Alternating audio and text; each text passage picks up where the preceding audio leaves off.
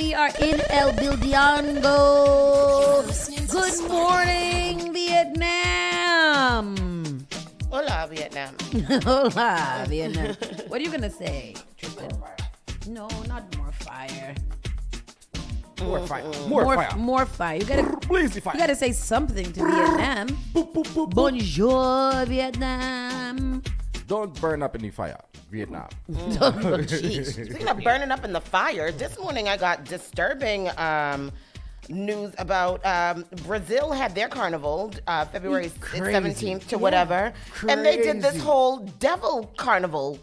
Huh? There was one parade that was dedicated to the devil. Oh. And they had these big devil statues, and they had someone who was dressed as Jesus, and he was being stabbed with pitchforks by the devils and all kinds of things. It's all over TikTok. It's crazy. What is that guy? Sam did that? What is it, Sam Smith? It might as well have been. He might as well have been there. And then they said that the very next day is when, 2 days after, is when the floods hit in Brazil, the deadly floods. 2 days after. You play with fire, you get burnt by the Lord. It was so crazy. I said, what the hell am I looking at? Why am I looking at this? And so, yeah, that was happening. And I was like, you know what? Brazil's Satanic Carnival. Yeah, 2023. They have this big float that's the devil with his tongue sticking out. And then this big bull that is like representing the devil too. They had people who were dressed up as devils. It was like a separate parade that they had during the carnival. But what does that mean? That was the Satanic Carnival. I'm looking at? What are we? What? Yeah. Show the people them. It was crazy. Oh. Is that big Jesus up there? Yeah, well, Brazil has a 100-foot statue of Jesus. Yes. And I guess apparently that statue got struck by lightning, and then I don't know. There was a lot of things that was going on. I don't know. I was reading it. It's on TikTok. So I was reading it on TikTok. See, that's where people get the news. That's where I was getting my news this morning because I couldn't find any news articles on it. Everything I was finding was just all crazy. This is crazy. Look at this. Everybody's in black. They didn't show the big Satan statue yet. That is it. That's it right there. No. That's not even the bad one. This is angels and stuff. No, in the beginning of this is the big old face. Oh, there's more? There's another one that is a Satan that is laying back with his tongue sticking out, and there's fire all over it and all kinds of craziness that's happening. So this is where they're Jesus. They got Jesus. Yeah. Oh wow. And then I don't know if maybe it's in the same. I think next they'll show the big Satan float. But what are they saying was the reason? I don't know why. Maybe this was the theme of Carnival. Why though? Of Carnival. After this, they'll probably show the big Satan float. When I was watching the videos, they usually followed this scene. Oh, it's not this big bull that's coming up? No. What the hell is this? So there's the bull, and then if people if you're listening on the radio, sorry you can't see it, but we are describing the Brazil Carnival. Was it cold there? Or was that smoke coming out of his nose? Oh, there it is. There goes the big devil Jesus sitting down with his tongue out. Yeah. And his big black wings, and that is scary. Yeah. I don't want to see that if I go to Brazil. Yeah. Oh, I would have to leave that carnival. I'd be like, let me go to the church. Where's the nearest church? Where's the church that I need to go to? Yeah. There's Satan conventions. These are more devil masquerades and all kinds of things. And I mean, we know that devil. So this was not a part of Brazil Carnival. No, so they have their carnival is a few days, and I guess they have different parades. So this was the Satanic Devil Parade that they had. Oh wow. Yeah. I didn't know that many people were that into Satan. Yeah, well, they said 40 million people attended Brazil Carnival. Wow. Yeah, well, Brazil's huge. Yeah, it's huge. It's huge, and it's usually beautiful and it's very naked. But yeah, this is what they did this year. That's crazy. Yeah. That is scary. That's what that is. I don't want to see that. Me either. And then they said 2 days later, these deadly floods hit Brazil that were messing people up. The guy who was dressed as Jesus, he ended up getting messed up in some kind of freak accident. And Well, yeah. I mean, literally, you play stupid games, you get stupid prizes. Child, listen. I mean, okay. Yes. Quick check-in. How you doing, Miss Tony? What'd you do last night? I am doing good. I didn't do much last night. I hung out at your house for a little bit, which was cool. You know, it's always good to be over there in the fam house. And then I went home and I just, got back into Snowfall. Well, had Snowfall playing in the background while I did everything else. It was a good evening, though. Very, very good. This morning I woke up. I did some show research. I'm a huge fan of Oompa and can't wait for her to come in here. Me too. Saw some of her slam poetry from back in the day, and I was like blown away. She's got a story to tell, and I can't wait till she gets in here and tells it. So absolutely. Rockstone Trismus. You know, I'm over here doing what I was doing. All that. Now I'm here. It's nice to be here on Wednesday, Hump Wednesday. Yes. And I'm looking forward to talking to our very own, our special guest, Oompa, out loud in the building. Let's drop a bomb for her. Oh, you didn't want me to drop the bomb because I was doing it. Brown. You know. And yesterday I didn't. Go ahead. Yeah. I'm doing probably like a 7. I lie. But 7? I'm going to act like I'm doing a 7. How y'all doing? Do 7. Do it. Just do it. Like now, from this moment on, do it. From this moment on. All right, I'm a 7. Yeah. I'm a 7. A 7. It's going to be a 70 day. Oh, yeah. Yesterday, there was some community meetings. There was a River Street Bridge, and there was another meeting as well. Oh, there's the stories. Yeah. But yeah, we can get. I forgot the other meeting but there was another meeting yesterday. Blue Hill? No. MBTA? I don't know, but there was something. There was a meeting. Yes. There was a meeting. Shout out to everybody that was civically engaged on a Tuesday. Yeah. Well, Tuesday's the day to do it. The River Street Bridge meeting was very interesting. They have some updates for us.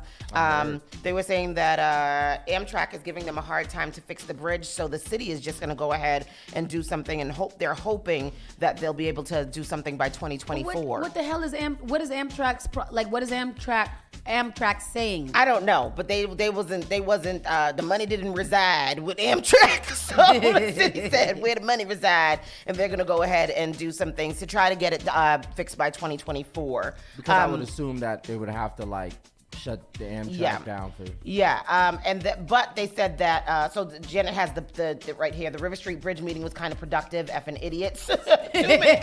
Yo, Janet be in there. Yeah, be in there. Okay. Commented. Okay.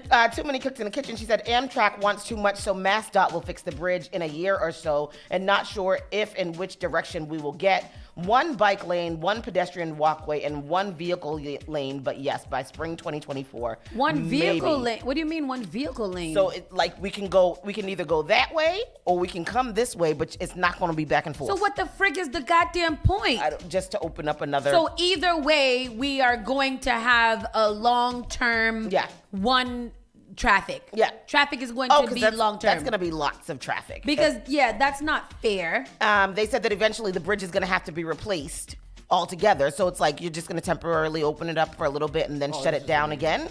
So I think that it would make a lot more sense for them to just go ahead and just wait until 2025, like they said in the first place, replace it altogether and do whatever.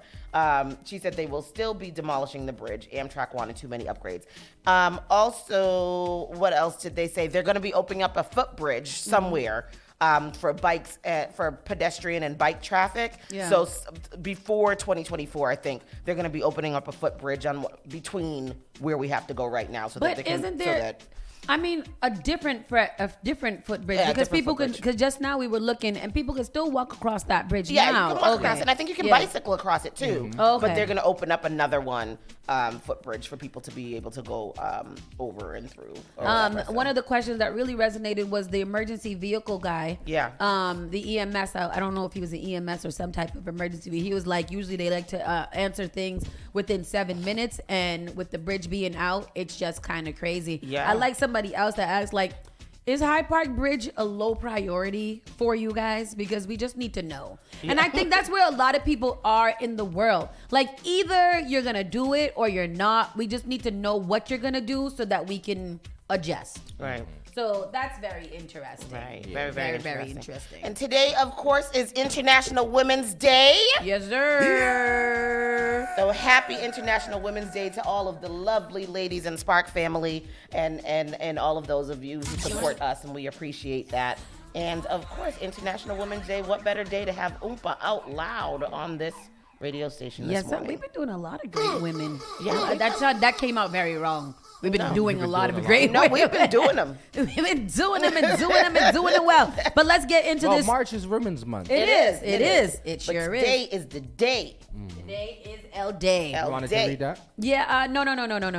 But yes, people be on the lookout. Swerve weekend is coming. That is from Chez Vous, April 7th through 9th. It's gonna be such a great weekend lineup of events. The meetup goes on April 7th. Then we have the day party from 1 to 5 on the 8th. April 9th, we got the finale, the warm up, and then the main event goes down. 5 events in 5 events in a weekend. 3 days. Yep. That's What is that? crazy. What is that? The Skate meetup, the carnival? day party, the finale, the warm up, and the main event. That sounds great. Yeah. The meetup will be bowling, food, and drinks. The day party will be dancing, vendors, cash. The finale will be at Chez Vous. The warm up will be at Chez Vous. That's on. Yes. I think I read that a little wrong. I think that's how it goes. But yes, they're doing a whole bunch of stuff. You guys, Swerve I shared it on my weekends. Facebook page. You guys should check out Rockstone Trezor. I'm sure it's on Chez Vous Instagram, which is popping, by the way. Popping. And make sure that you guys follow us. We'll give you updates about this weekend coming up. We are official media sponsor for Swerve Weekend. So make sure that you guys come out, come meet the people, come get your skate on. If you don't know how to skate, they'll teach you. Yes. I'll teach me. I always wanted to learn how to skate. I can skate a little bit. They gonna have them little things for me to hold on That's to? for the babies. I need baby It's not steps. for you. Baby steps. I could glide. I could glide. I can All right. glide too, but I can't stop. Let's get into the show real quick so we can make sure that we hitting all our marks for the evening. Hit that. Saucy hit that. and Friends in the morning starts right now. You're listening to Saucy and Friends in the morning with Miss Hot Sauce, Miss Tony, and Rockstone Triz.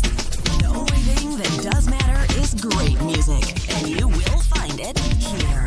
The all-new Spark FM. Yes, sir. Today is the 8th. Like Miss Tony said, it is International Women's Day. So shout out to all of you women, all of you identifying, everybody outside of here. If you love a woman, if you've been a woman, if you want to be one, if you are one, whatever it is, Wow. this is your day, and we will celebrate everybody under that umbrella. All right? We are exclusive here, inclusive and exclusive, and we love everybody and everything. Yes. It is going to be mostly cloudy, high of 44 degrees with a low of 32 degrees. Partly cloudy skies in the morning will give way to cloudy skies during the afternoon. It is also a full moon. Is it still a full moon? Ooh, that explains a lot. Listen, okay? Let me tell you how that explains a lot. That explains a lot because for the last couple of days, I've been having a lot of issues. And I think it's because of the full moon. That's what I think. And that's what I know. Yeah. Masked man who had violent outbursts on Boston-bound flight. It doesn't matter if he had a history of mental health illness or not. That's not what's at stake here. No. He almost killed a whole bunch of people, and it could have been a tragedy. So I don't feel bad at this situation right here. So I Did think you there's see a the video. videos? Listen, He was wild. I Did you didn't see the it. I videos? did not. I look did at not it see now. I think it's there now. Yeah. A Leominster masked man who was accused of attacking a flight attendant with a makeshift weapon after trying to open an emergency exit door at Boston-bound flight has a history of mental health struggles. Francisco Severo Torres, 33, has spent his time in in a few Massachusetts mental health facilities, according to the federal court documents. Boston, 25, has learned Torres has sued them both. Oh wow. Midair. In March 2021, the man sued the state-run Worcester Recovery Center and hospital, alleging medical malpractice for misdiagnosis. The suit was dismissed several months later. He also sued Fuller Hospital in Attleboro, Massachusetts last May, alleging his constitutional rights were violated because he was a vegan and was denied almond milk. Yes. The suit was dismissed in June. Yeah. Here is the video right here. Who helped to subdue Francisco Severo Torres after his rant and rampage on board a United flight. Simic Gukasian was sitting several rows behind Torres, and he told the AP in a phone interview, quote, "I heard the guy getting louder and louder, and I thought it was just an argument. But he started yelling and screaming and threatening people, threatening to kill them." Gukasian says he saw the spoon that Torres reportedly used to attack a flight attendant. He attacked the shit out of Authorities say it him. was He the sure broken off did. handle of a metal spoon. Gukasian goes on to say he was among 5 or 6 passengers who piled onto Torres and removed it from his grasp. Gukasian then told the AP that guy was really strong and was really resisting. We had a hard time holding him down. It was total teamwork. Boston 25 has learned Torres was a patient in 2 mental health facilities in Massachusetts, and he has sued them both according to federal court records. In March of 2021, Torres sued the state-run Worcester Recovery Center and Hospital. He alleged medical malpractice for misdiagnosis. That suit was dismissed several months later. In May of 2022, Torres sued Fuller Hospital in Attleboro. He alleged that his constitutional rights were violated, saying he was a vegan and was denied almond milk. That suit was dismissed in June. Gukasian also told the AP that during the struggle, he asked a flight attendant for some zip ties or duct tape. He says he had some first aid and counterterrorism training, and at that time had no time to be scared. He just reacted. Yeah. Yeah, they I said don't know. they said that they had to like duct. What is it called? Zip tie him up together, and then they went to go look for more zip ties, and they couldn't find it. So like the other passengers on the plane were like taking off their belts and giving them to them to try to help them restrain this guy because he was so out of control. I like the video because some of the biggest men from the back of the plane. Yep. Waltzed up there, you know, and it's one of those situations where it's like, I wish it would, right? yeah. I wish he would. Oh, you want to? Okay, I'm gonna lose my life today for these people. I'm gonna be a hero Yeah, today. yeah. And I feel like those are the instances where you should be a hero. What was it that, remember they were saying how on the plane, one of the planes that was during 9/11, what did they say? Let's roll or something like that when they went to go attack the people who, the one that crashed in the field. They said that the people who were on the plane were like fighting with the terrorists and they were like, let's roll. What was it they had said? Let's don't roll. know. There was some line that they said, and they were like, oh, they went and they attacked him. But that's how those men were. They were like, oh hell no, I this mean, is not like, going down I on feel this like plane. in those situations, either you've got to risk your life or we're all gonna die. Oh, yeah. Like that's what's gonna happen. Yeah. They said that the man was trying to open the emergency exit 30 minutes before the plane actually landed. Yep. Which is, it's a 6-hour flight. Yeah, they had somebody who was on the plane who was recording, and he was like, "I will kill every man on this plane. Yep. I will kill everybody on this plane. Let me take the bullets and they'll show. He was Yeah. like a martyr almost, like, oh, let me do all the most. Yeah, Which is crazy. Which is terrible. it's terrible. It's terrible. Oh, so it was let's roll. That's what they said. What Let's did you roll. guys do? Would you guys assist? You know what is while I was watching the video, while I was sitting there, the men that were the people that was in the seat with him, in the row with him, how they was just sitting there like, I guess I'm gonna die today, so I'm not gonna move. Like I was thinking like I would have got up from my seat and went somewhere in the back. Like, you know what? Until y'all handle that, I'm gonna be back here. Because I can't do it. Yeah, No. I wouldn't have. I mean, maybe they were afraid to move because they saw that he had the weapon. So maybe they were afraid to move or whatever. But yeah, I mean, I can imagine being shocked in that situation. Let's see. Mass Governor Healy wants fair cuts for low-income riders who rely on MBTA, and I'm guessing this is on to what Mayor Wu did. You know, those buses are still free. So if you want to ride, if you want to ride them, go on in and ride them. And I do believe that the MBTA should have lower fares for everybody since those trains are terrible. The tea costs a lot. Ain't it like over $2 to get on the bus? I don't know. When I was there the other day, I snuck in behind somebody who paid. Oh. Because I saw everybody waiting in the line to get the tickets, and I was like, I don't got time for that. It's 11 o'clock at night. I'm on the T. That's crazy. And then I saw that people was going through, like mothers and sons and things like that were going through. So I was like, I'm about to be somebody's son. And the person didn't look back at you? Nope. I just went right back. I just went right after him. We was together, and then I never seen him again. You ought to be real close to them people for that. Bruh. You ought to be like right behind. I didn't want to miss the train, and I didn't want to pay. That's so I was crazy. like, let me go. And I do think, this all the no, time. but I Like, think look- on Sundays it's buy one get one free, ride one get one free. That's how it used to be. That's how it used to be. But then you gotta ask somebody to be like, yo, can I ride with you? No. Or you can just stick on to their back. Yeah.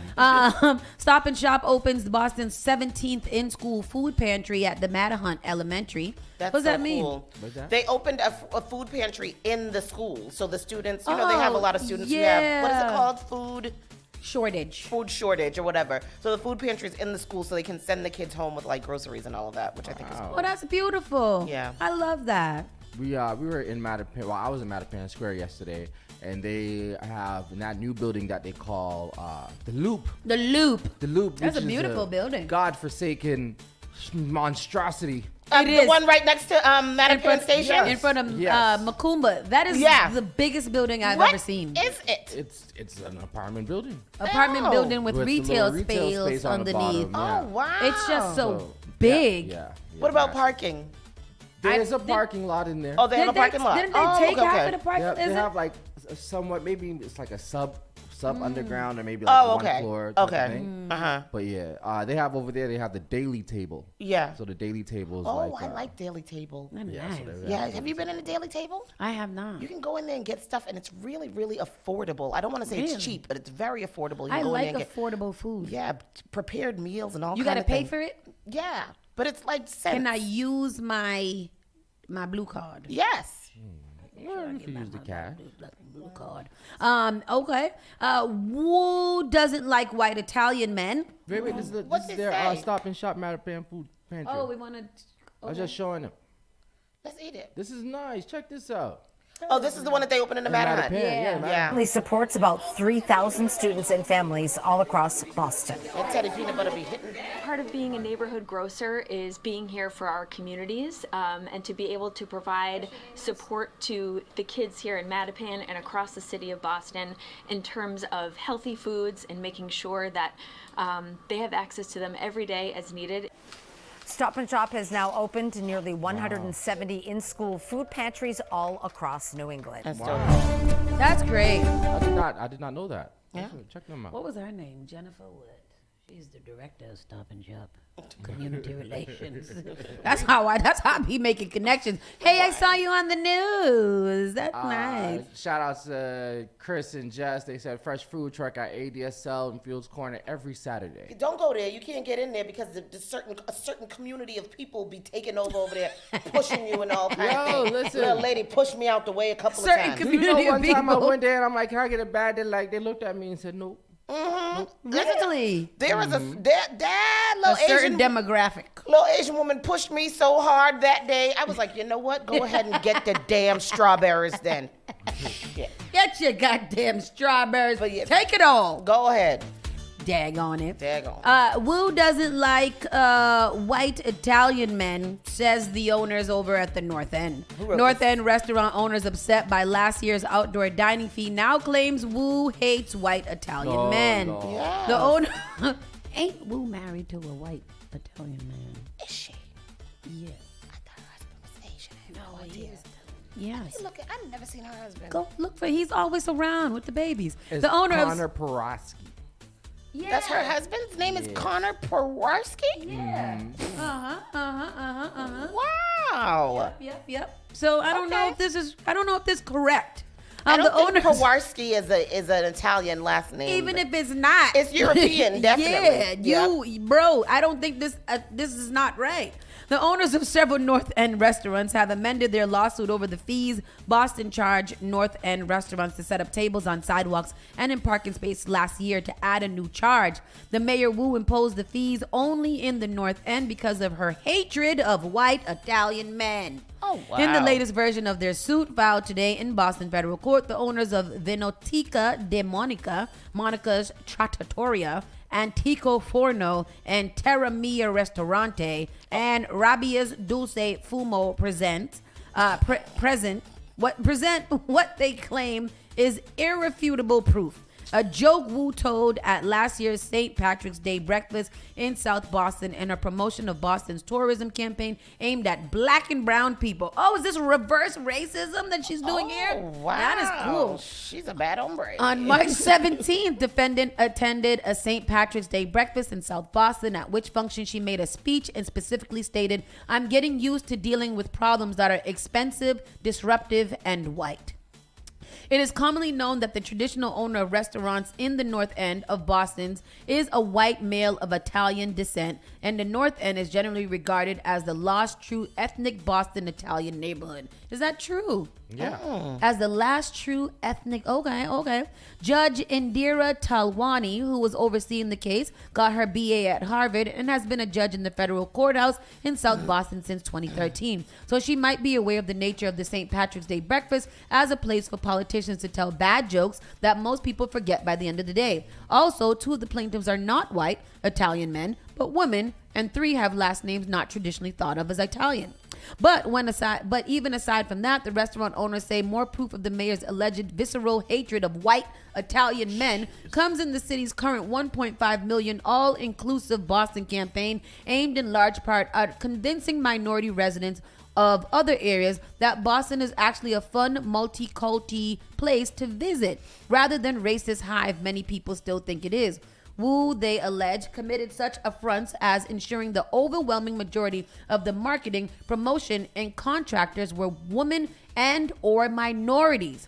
If it can be believed, given a contract to black women in public relations who publicly announced the goal of driving visitors and residents alike to visit some of the traditionally under-visited small businesses in neighborhoods like Roxbury, Chinatown, Dorchester, the South End, and more. And I won't read any more of this story because let me tell you what it is.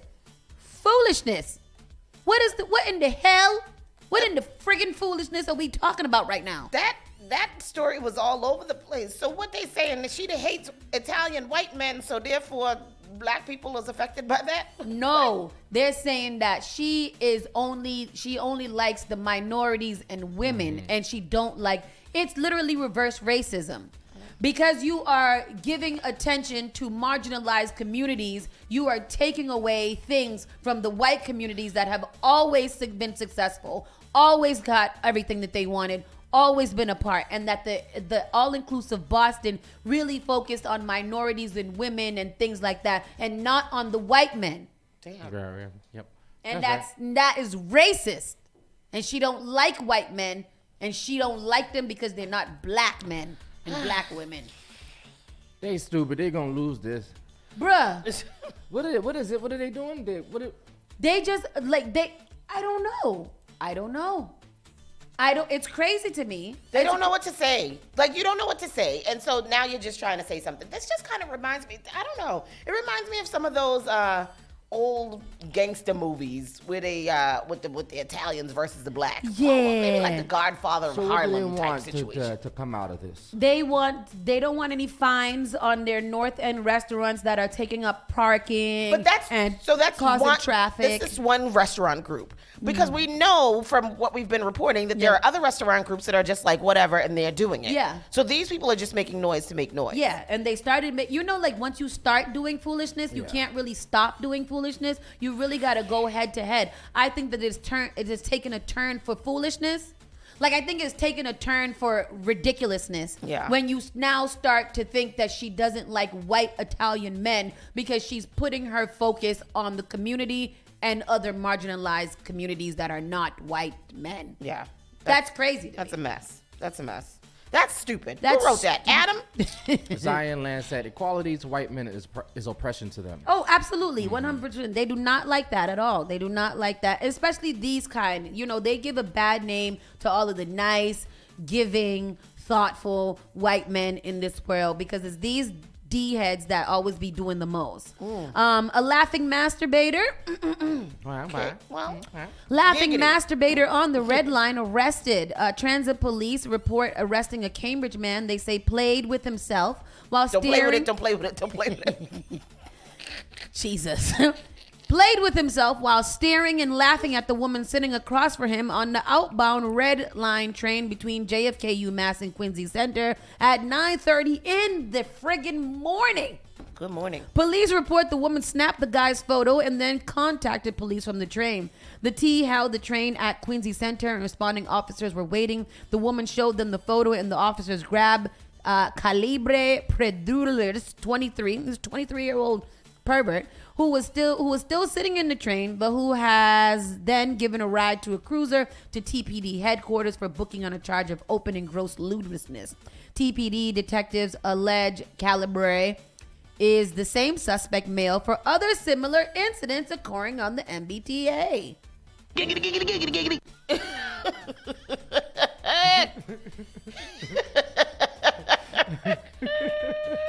That's exactly what he was doing. What would you do? Let's ask.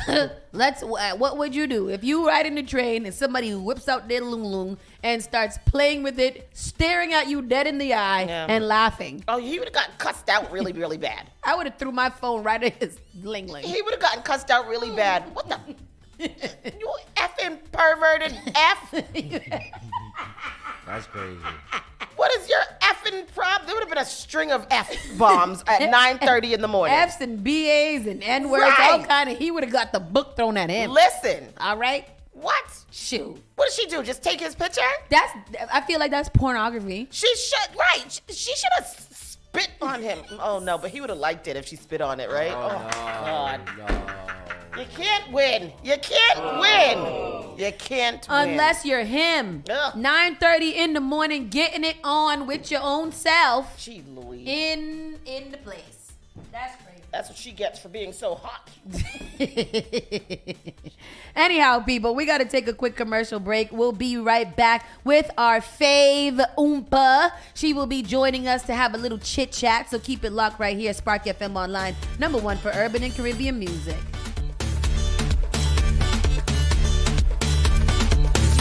Saucy and Friends in the morning with Miss Hot Sauce, Miss Tony, and Rockstone Triz.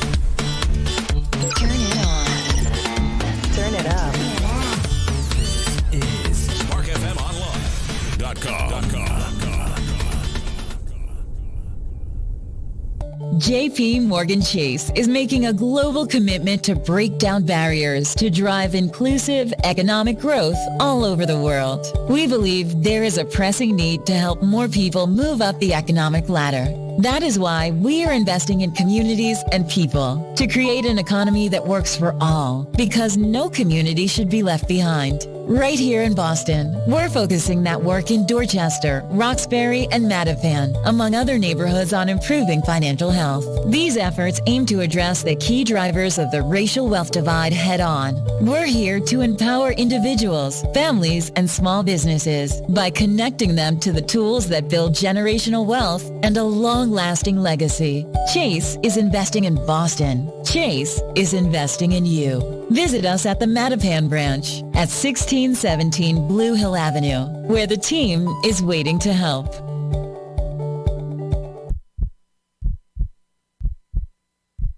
How healthy is your heart? Believe it or not, half of the country has at least one risk factor for cardiovascular disease. Hi, I'm Senator Liz Miranda from Massachusetts. February is American Heart Month, a perfect time to focus on our overall health and well-being. It is important to know that high blood pressure, high cholesterol, and smoking increase the risk of heart disease. But did you know women, rural Americans, and racial and ethnic groups are also disproportionately impacted? While not all of these factors are controllable, we can take preventable steps to stay healthy. Regular exercise, eating a balanced diet, and not smoking are a good place to start. Make an appointment with your healthcare provider today to assess your risk. If you have heart disease, monitor your blood pressure and keep up with your healthcare visits. For more, visit womeningovernment.org. Hi, it's Tori DeVito. In every family, small conversations can make a big impact. I grew up on tour with my parents. Kind of different, but we bonded over music just like other families do over sports, camping, or other interests. And we talked. Little everyday conversations from silly to serious that built a foundation over time. Honest conversations, like when my dad shared his experiences as an alcoholic. Your honesty about that part of your life gave me a sense of integrity that I wanted to uphold in my own life. And I was so grateful that you and Mom had become these sober, stable people who were always there for me. I wanted you to know from someone who's been in recovery more than 30 years now that hard work is what creates success, not alcohol or other drugs, whether it's music or anything else. I said it a lot, and I'm glad you took it to heart. Talk, they hear you. For more information about talking with your kids about underage use of alcohol and other drugs, visit underagedrinking.samhsa.gov. Hi, Rosa. How are the kids? Good. But I have a question about the COVID vaccine. Kids who had COVID have immunity, right? True. They have some immunity, but also true, vaccines strengthen that immunity. But how do you know if it's safe? The vaccine was developed so fast. True. It was fast. Also true, scientists had a head start. They've been studying similar viruses for years. Have questions about kids and the COVID vaccine? Know the facts. Find the truth. Visit boston.gov/COVIDvax. The all-new Spark FM. Spark FM. Come on. Spark FM. Chick a man be ballin', leave chicks pigeon toed, some of them be crawling. Spark FM. Oh gosh, it's me again. New England's #1 urban Caribbean music. Radio. Spark FM.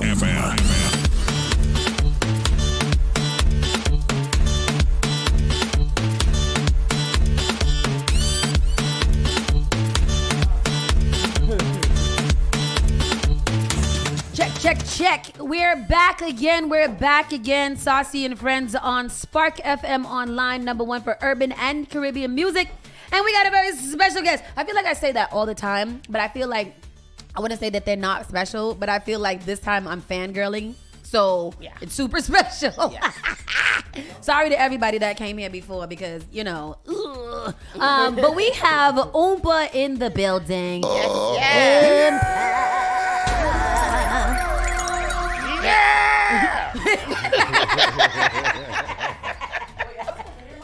Yes. Can you? No. Oh, now you can. Okay. I can hear myself. All right, bet. Check. Do a little mic check. Let me hear you. Check. 1, 2. God, that was so real. Yeah. My mic sound nice. You sure do. That's right. Oompa. Yeah. Oompa, tell us who you are for the people who don't know, and then I'll get into all of my stalking. I am she, I am her. Yes. I am that.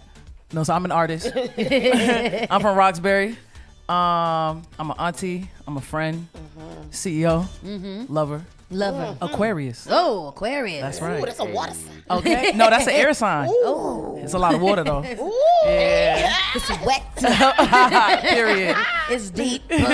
Oh. You see what I did? You represent for the queer, black, orphaned, and hood kids. What does that mean? Yes. That's an old bio, but I don't know anymore what that means. I think that who I am, is housed in this body and this lived experience. And it doesn't just have to be the names that I listed, but it's anybody that finds home in me. I love that. Yeah. And I got that from one of your Boston.com interviews. You have been just kind of flourishing Thank you. over the years. Thank you. And just kind of climbing to heights that a lot of people have been trying to get to and often don't. What do you think is your secret? Yeah. Your special sauce? I work my ass off. Say that. I work my ass off. Yes. And I'm not afraid to dream. So it's like I think a lot of people, they only see what's around them and they think that that's the only thing that's possible. And I think that, like, as a person who grew up how I did and been through some of the things I did, if I just let my circumstances dictate where I would be, then I wouldn't be nowhere. Yeah. So I just had to survive by letting myself dream of a different world. Yeah. I think that's so dope. Yeah, I this morning I delved into one of your slam poetry. Oh God! Things. All the way. God! And I was like, this story that she just told in these 5 minutes, is amazing, and it was just kind of like your life story. Thank you. So you were speaking about your birth mom, you were speaking about your older sister, you were speaking about your younger sister, and I was like, my boyfriend was in the bathroom. I was like, damn. He was like, babe, what happened? Were you all right? And I was like, yo, the thing I just listened to. So can you tell us a little bit, just kind of like about that poem? Yeah, Your origins, evolution. Yeah. Oh, yeah. So that poem is about. So I was adopted I was put in a foster care at 6 weeks old. Yeah. And I was adopted in 95 by this amazing woman who is now an ancestor. And she was like an older cat. So, you know, grew up in a house with like amazing music, amazing food, and, you know, some rules that I would go on a break eventually. But so I was thinking about, you know, like when you're adopted, you always think about where you come from. And, you know, I finally met my birth mother when I was younger. And, you know, I just became very afraid because she kept repeating patterns. I saw my family repeating certain patterns, myself included. And I just thought about like, would I ever get out of that? Would the generational trauma ever stop passing itself down? Right. And I just decided eventually that it would, but for a long time I was afraid of it. Right, and look at you now. Amen. I mean, your Amen. music speaks to while I'm sitting here listening to you talk. Your music speaks to a lot of those things. Yeah. And it's not the typical, you know, rapping or the typical poetry. Yeah. You do a lot. Yeah. Like you intermingle and intertwine with a lot of different, you know, genres, a lot of different things. What is? Tell us, what is that? It's just soul, man. Yeah. It's just soul. Like I said, I grew up like, you know, you have soul or you don't, but but at the same time, I felt like I had a leg up. My mother was born in 1930. Oh. So she was 79 when she passed. Wow. So I had an OG from the gate. Yeah. So I grew up with like James Brown. Aretha's my favorite of all time. I went on to love Whitney as my second favorite. Beyonce now. Yeah. I see Don't that. don't let Jordan hear. Don't nobody care what Jordan think about Beyonce or the Beehive, okay? I hope he's listening. Don't nobody care, Jordan. I know, right? Watch, I'm gonna get a text soon. Ridiculous. Hustles. Yeah.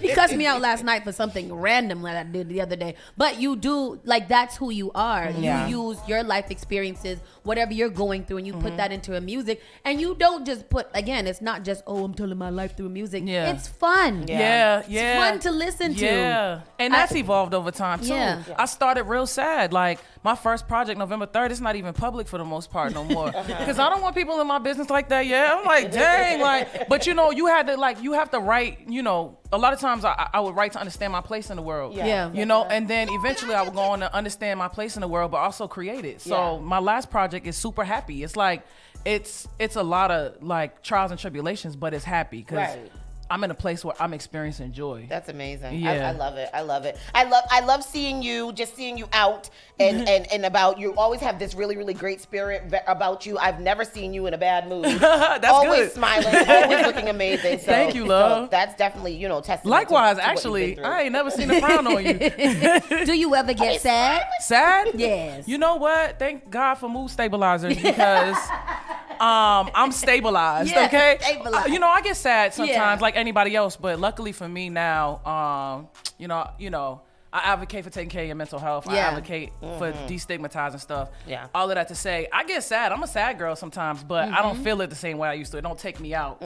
You know, it's circumstantial. You don't live there no more. No, I don't live there. I come to visit. Yeah. But I'm like, okay, y'all ain't clean up yet? All right. I'll be back. Love it. Yeah, absolutely. And I asked that question because you are human, so we all go these emotions. But like she said, like it's oftentimes when you see it, but that may be performance, that might be entertaining. Like when you're out in public, no matter what you're going through, you kind of have to be on. Yeah. We were talking about this the other day in one of my entrepreneurship groups about like the entertainment industry. Like they see you in these videos, they see you perform and you have lots of energy, but then if they see you like just kind of chilling, like, oh, what's wrong? You're not being oompa today, blah, blah, blah. And it's just like, what does that mean? Yeah. I'm a human being. I want to rest. I want to observe like everybody else. Okay, I want to eat my bagel. Exactly. I'm gonna be in the corner and I want to watch the performances. Like that's crazy. Yeah. How did you get started into rapping and poetry and all this? Yeah, so I used to freestyle in elementary school. You know, we used to Elementary. So why did I say elementary school? It's middle school. Jesus, it just feels so long ago now. I'm like, it's all of that, whatever that is. Whatever primary. Yeah, is. the primary joints. Yes. Yeah, we used to battle rap for lunch money. Yeah, I was a hustler even as a kid. Battle rapping for lunch money. Battle rapping for lunch money. It was like $2. You get a 50-cent cookie. You know what I'm saying? Square pizza. Yep, square pizza. You go after school, get you a bag of fruities. Like, we was on it. We was on the come up. So I did that. I put it away in high school because, you know, I was like, oh, this is childish. You know, I don't know. I'm about to be sophisticated. I'm 14. Okay, I'm an adult. Like, I'm 14. So I started doing poetry. I went to a couple open mics with like some older homies, and they introduced me to slam. I mean, to spoken word. and I really liked that. I picked it up. I was secret about rapping until I got to college, and then I started bringing it back out. I'd be like, "Oh, you want to hear a verse?" What middle school and high school did you go to? I went to the Timothy, and I went to Eastie. Okay. Yep. We done Eastie. I went to Timothy before. This era of Timothy. Timothy was Timothy. okay. It was still crazy, but I heard it got crazy. Timothy is wild. Then they shut Rest in peace, Timothy. Yeah, they shut it down. Rest in peace. Timothy was doing a lot. Yeah, but you know what's crazy? They built something special. Like there's people that I went to middle school with that I'm still cool with to this day. We don't see each other, but the love, like we remember that love. Yeah, so that's really it cool. has something special going on. Yeah, and I think that they use the Timothy over there. They use that for the big basketball things and all of that that's still going on now. So, you know, something good came out of all the. When it comes to your music, is there anything particular that you like to rap about, that you like to write about? Is there any favorite songs that you had like such a great time writing? You're like, this is the one. Yeah. LeBron was one of those for me. Yeah, I had a fun time. Because that also was an insane video as well. Yeah. You were everywhere. You was up on the hoop. Yeah. Y'all should have seen that scene, boy. I was like, now imagine getting my ass going to be hanging off a hoop now. That was crazy. They had us up on a ladder. I'm sitting here. I had calluses at the end. It was crazy. Tell them, don't let the size fool you. Okay, because we do what we do, baby. That's right. We agile. My favorite subject matter, I don't really have it. It's just, I just be wanting to play. Like, you know, I just want to have fun. Yeah. I just want to have fun. So tell us about your experience with being at Boston Calling. Oh, that was cool. That was really cool. That was cool for you. That was like, she's at Boston College. I almost bought a ticket just to go. Okay, almost bought a ticket because the tickets, boy, Man, I tell you. Okay. I was like, hold on, where the media pass is at over here? I want to go see her. Where's the 1 day pass? Seriously. The 1 hour pass. The special performance pass. You okay? I want to go see one. One, and then get kicked out. Now that was dope. It was really dope, man. Mm-hmm. It was dope to be able to be on a stage like that big, in front of my hometown, where people are like, you know, and we did early, right? Like, so I'm very new to the festival circuit, so we were early. We were there warming up the stage. We were sound check for this check. Is it? Our performance, like was that good for you? Warmed it up for whoever was the last. I'm like, all right. But it was dope, you know, because people are coming in the festival, so to see them kind of stuck with us. Yeah. And then to really be engaged, and like some of them came there by accident. I'll be honest with you, 10,000 people didn't come to see. Like, I'm worth about 1,000 in Boston. Like, 1,000 tickets, 10,000 ain't there for me, but they stuck with us. So we're watching people come over to the, you know, to our stage, and they're watching the green, like while they're waiting over there on the green stage, they're over here like vibing with us. You know what I mean? Like. Yeah, so that was amazing, and I was able to bring my team and stuff. Even right into that, you just recently did a Celtics performance. Oh yeah. For halftime. Okay. At the Celtics Warriors game. Yeah. Stop playing with it. Stop playing with it. Stop playing with it. Oh, I'm gonna reach out. She is celebrity.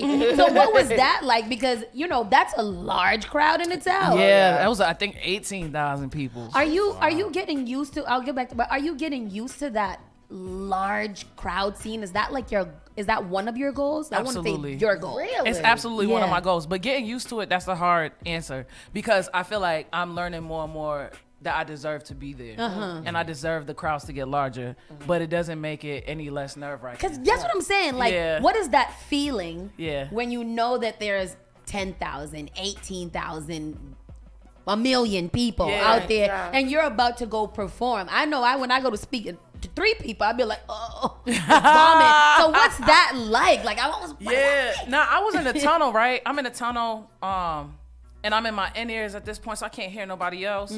I'm looking out at everybody. My team is all around me. The dancers, they're doing their thing. Your dancers are so dope. Thank you. Yeah, shout out to Trend Emotion. And I'm just sitting here like this, nervous, like my stomach's in my butt. And I'm just like, you know, I had to tell myself, I'm like, yo, you deserve to be here, Like, you deserve that. Like, you make good enough music. You are a good enough person and a good enough performer to deserve this, to represent your hometown in front of these people. They didn't come to see you. Some of them, they didn't come to see you, but here you are, like, and you're ready to share this with the world. And if they didn't come to see you, they gonna see you now. Okay. Right. We left, and the babies was taking pictures with us. Mamas was taking for this, you know, suburban white ladies. Like, that was me CK, go there, take a picture. Yeah. No, just like that.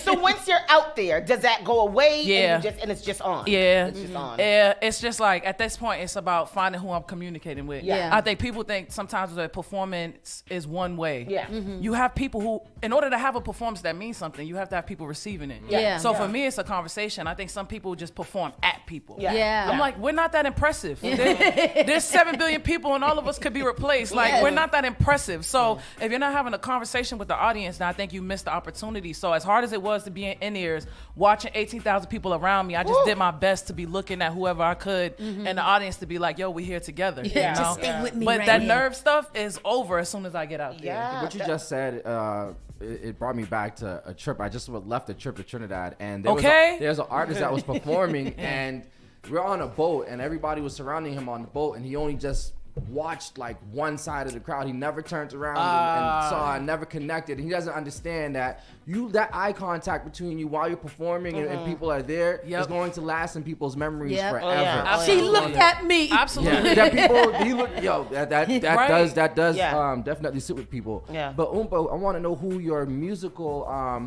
who inspired you musically and creatively. Yeah, I think the first person I learned how to rap from was Eve and Left Eye and the dope, Locks. very dope, Like very those dope. are the people that taught me how to rap. Also, very different things that we don't usually, people don't usually say those. Yeah, right. Yeah. Those ones. Yeah. But you know, it was like I thought that people woke up celebrities, and I was like, and I just didn't know that, or like, you know, they woke up musicians, and then that was the end of it. But I really gravitated towards Left Eye Like because I around thought the Supernova time for album. Yeah, no, even before that, I was talking about like TLC, Fan Mail. I dope, knew all dope. like Yeah. no scrub, not Crazy Sexy Cool. I seen that rainbow yesterday. Yes.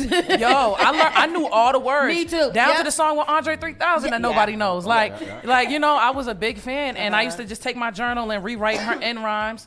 Eve's end rhymes, because I thought you had to be, if you're a female rapper, you have to be a female rapper, right? Yeah. Like, so I'm looking at them, and then once I realized I could take Jadakiss and Cassidy, I was like, okay, I got this. And eventually, you know, I learned how to do it by myself. So it was them, but then growing up, I was like very Motown, Aretha Franklin, like all that Muscle Because you Shoals hear gang. that in your music still now. Yeah. Like, Oh, thank God. you are very Thank like, God. you got an OG heart. It seems like Thank you God. can talk about a lot of different things from a lot of different perspectives. Yeah. So that's kind of dope. I love that. To kind of go back and backtrack, I read somewhere that you said that you used your writing a lot of times as a form of meditation. Yes. When you first started writing. So back to like you said you advocate for mental health and all of that. Yeah. Journaling is something that they always suggest to people. Is that something that you still do for personal, or is all of your writing for rapping? Yeah, you know, sometimes relationships take you out of your norms. Man, okay?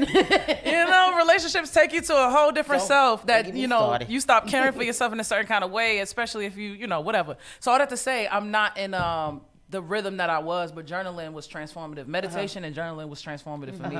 Being able to write and understand who I was at that time. Yes. And what I couldn't go back to, Yeah. what I learned from. Sometimes you forget what you learned from. You see something different. You like, oh, I want to try this again. I like that. I like that. Let's learn this again. But then you remember, Yeah. you read them journals and you're Yeah. like, no, this is your pattern. Right. Yeah. You did this already. Yeah. You Yeah. know. A so. question from one of our hosts here at Spark FM. Hey. What was the inspiration for your latest single, Think Too Much? It's a sound I didn't know you had in your bag. Definitely a summer Caribbean vibe. That's one of my favorites too. Tell us about that one. That one, actually, I wrote that song in 2018.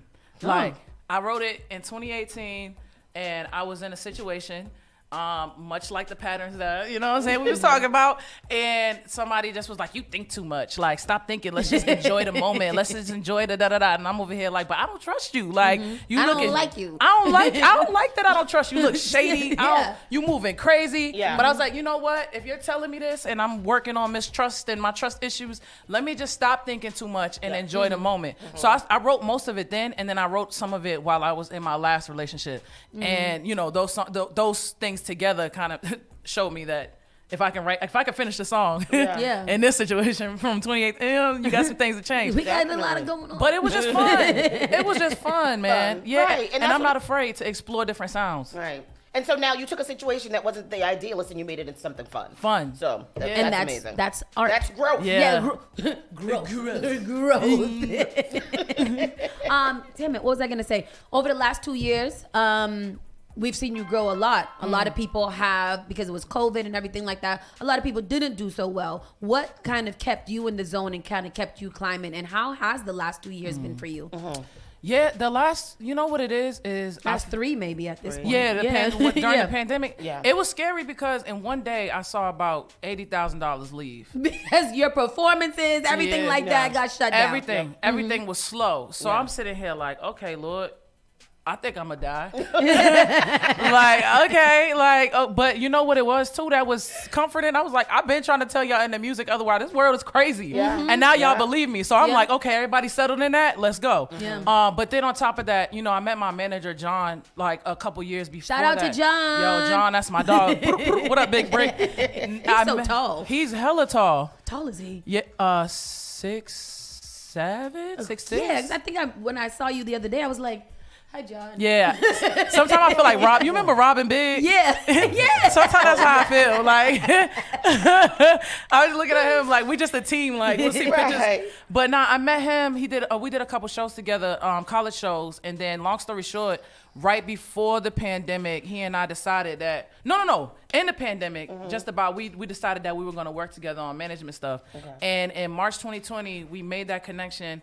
John worked for me for a year for free. Oh, wow. In the pandemic. Yeah. That's trust. Oh, he loves you. Yeah. So we grinded for like a year in virtual space. Yeah. Because it was just like, we're going to do this. When the industry comes back, there's going to be people who won't make it. Right. They're not going to come back with us. And we're going to come back. And it was a great opportunity while the bigger artists was sitting down for smaller artists to make some noise. Absolutely. So I was just like, cool, we're going to spend it all. Yeah. We're going to do what we got to do. Because when we come out this pandemic, they're going to remember that we did this in the pandemic. That's awesome.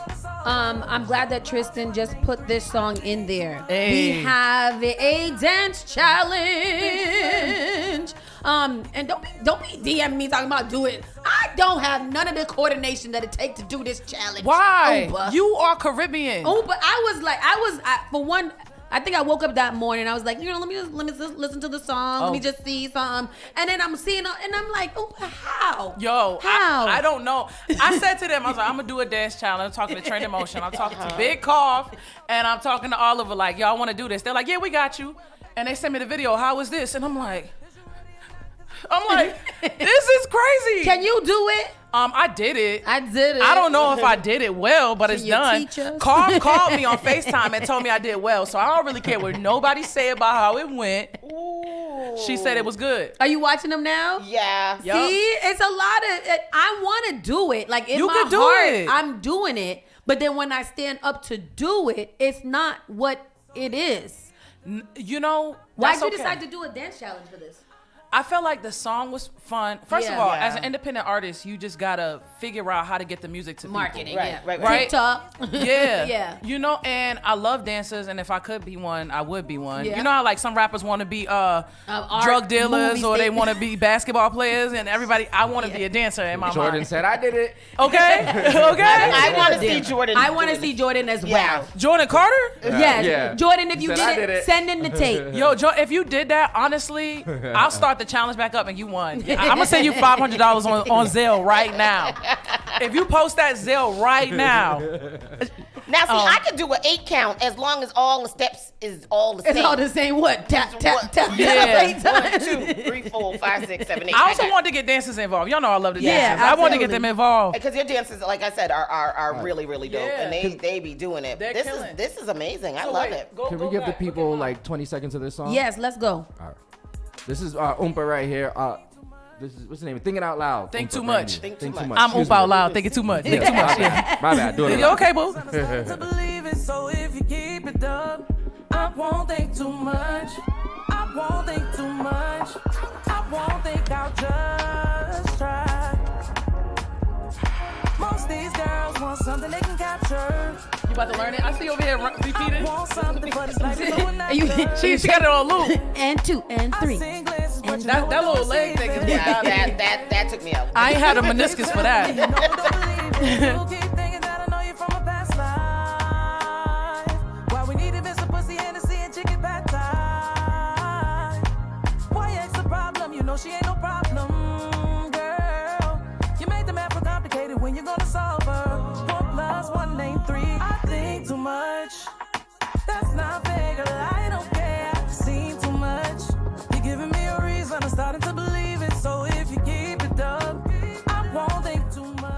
special coming with that too. Brand new music on Spark FM. This is brand new Oompa Think Too Much. Yeah. Who produced this one right here? This is Pat G. Pat G. Shout out to Pat G. And then we came in. We got the bass line from Marco. And then we got some keys from Dan. You got some nice vocals, man. That's kind. Thank you. So you rap, you sing, poetry, a little songs. You sing. I'm singing adjacent. That is singing. That's what I do. I like that one. That's what I do. I sing adjacent. Yeah, I'm singing adjacent. No, you sing congruent. You ain't right. Singing obtuse. Everybody, that's what they call a hater because she can sing like me. All right. Last album, as we kind of just bring it down a little bit. Last album, Unbothered. How did that go? Yeah. That went well. Mm-hmm. It was. I'm just now starting to focus really on being a recording artist. I think my biggest focus has been for a long time performing. Oh, okay. And so now, transitioning into that, there's a lot that I'm learning. What's the main difference? The difference is like my live show has been my focus, right? I'll release music, but I think that my focus has been how do I stand that music up in a performance setting? Because your live shows are absolutely spectacular. And if you guys have not been to one, please go to one. Please. No, And not for her, for yourself. Wow. You've got to experience it because it's dope. Yeah. And I say that coming from a place because I first met you at Good Life Music Series with DJ Alcide. Oh, God. In Maggie's Lounge. Wow. And I remember the first time that I heard you, I was like, he was like, that's my cousin. That's like and 5 years ago. Yeah, literally. Wow. So then I'm seeing you on the stage because I was hosting the shows at that time. I was like, yo, who's that? Who's that? And I ended up tapping you in for our first live performance of our second live performance, Henny and Hot Wings. Yeah, that was fun. And everybody had such a great time. And that was before like you had blown up at all. Wow. I mean, I think we paid you like $75. I think we bought drinks that night and it was over. Literally. And now, like, to see your growth to where it is now, where like I'm going, most likely we've been talking about you in our things and we're like, yo, we got to put our budget aside for Oompa to make sure that she get what she wants. Because it's so important to watch people grow and to actually know their history. Yeah. And I've seen you work hard. Yeah. I know you work hard. So that's what's so special about you to me. In this album, we see your hard work a lot paying off. So what was this like making this album? Yeah, this album was really special because it was born in the pandemic too. Mm-hmm. Yeah. And like a lot of people, I was really questioning my mortality. I was like, am I gonna be here? Yeah. Do I want to be here? Because this is crazy. I don't want to wait for the zombies. I'm trying to get out before them. Like, absolutely. You know what I mean? And I just didn't know what life would bring me, but it was the most peace I had ever found in my life at the same time. Beautiful. Yeah. Because I decided I wanted to live, right? And I decided that I would, try to figure out what worlds I wanted to create. Because even if I went outside and that's not what I saw, what worlds and what aspirations would I have that would help me work towards that world? Yeah. And I found joy in that. I found joy in just being still in peace. I found a routine. I was journaling. I was meditating. I was praying. I was self-caring, dealing with my altar, dealing with my peoples, like you know what I'm saying. And that was transformative for me. So the album really reflected that journey a little bit of being like, that's awesome. I'm gonna create this world that I want to live in, and I'm grateful because it's magic. It's magic making when you do that. Yeah. And I'm walking into that world that I dreamed of. I will survive. I will survive. and maybe just to end on this one, when you talk about surviving and making it, we were talking about Tanya Anderson yesterday with all of the things that she's up against. Black woman, queer, you wear glasses, all kinds of things. So like all of the things that normally work against people, how have you used those things to kind of propel who you are? I think there's two things to that. One is I'm just me. Yeah. Mm-hmm. And when I walk into space, I don't ask a question about me. Yeah. I walk into space and there's an exclamation point. Oompa. I love that. Yes. I love that. The second thing is I know this might be a controversial opinion, but identities are the source of disappointment and are the source of pain. Yeah. And when you identify too strongly with anything, you can easily be like your ego gets involved. Yeah. To the point where if somebody does something against this identity, your whole person is attacked, and now you got to come back from that. Yeah. So, you know, as much as I own these identities and I'm a part of them truly, and like in the social sense, in my most internal self, I know I'm just of spirit. Yeah. Like I know I'm of spirit, and I'm dope in that. That's amazing. So that allows me to just be who I am. I love that. Yeah. That's deep. That's deep. Yeah. That was a good punchline. That's deep. Aquarius. I love that about you, is that when you talk about your whole self. Yeah. You talk about, you know, your spirit. You talk about your soul, all kinds of things. Yeah. And that's something that I hope that a lot of other artists can strive to do. Don't box yourself in. You do what makes you happy. Period. You do what the art calls you to do. Period. And I think that's what's so extra special about you. Yeah. Any last minute things? I just have one last. Where did your name come from? So I actually, you know what? I used to say my name came from being on the basketball court. Somebody gave it to me. Here you go. I'm about to get deep for no reason. But I used to play ball, and I used to play at Washington Park, and some OG, you know, gave me this name so he could hurry up and pass me the ball instead of being like, look, insert real name. Yeah. And so you call me Oompa Loompa baby. Like, it was sweet yeah. because I'm short, I'm thick, and I'm outside. Yeah. And then it's shortened to Oompa. So I used to say that, but I think I let that name seep in because, you know, I think I created a person that would protect my L.A. insert real name. Right. I created a person that would protect her and show her how to be fierce and loud and dope and, you know, whatever. It's like your alter ego. It's my alter ego. But as I'm getting older, I'm integrating them. Yeah. Yeah. It gets like that. Like, who you, I don't know. Before, like, people start calling me Danielle now, and I'm like, who the hell You is okay? that? Okay. You don't know me like that? Okay. My name is Haas Sauce. Haas Sauce. Haas Sauce. So Oompa used to be your Sasha Fierce, but now Oompa is also your name. Wow. It's also her. We all together now. Yeah. One last question. This year, Please. well, not this year, but last year we lost Boston rapper Rest in peace. Hefe Replay. What do you think about the rap scene since then? And like, do you think the camaraderie is still there? And what do you think our trajectory is on?